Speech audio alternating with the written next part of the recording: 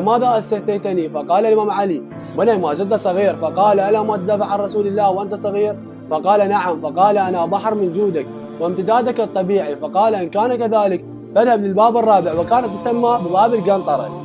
فدخل الإمام علي عليه السلام من الباب الرئيسي فهربوا، فذهبوا إلى الباب الآخر فوجد الإمام الحسن فهربوا، فذهبوا إلى الباب الآخر فوجد الإمام الحسين فهربوا، فذهبوا إلى الباب الآخر وجد الإمام محمد بن حنفية فهربوا، فذهبوا إلى باب القنطرة وهو المخرج الوحيد، فوجدوا فارس صغير يدعى العباس بن علي عليه السلام، فقال: أتفرون من صوبي وأنا بالموت الأحمر؟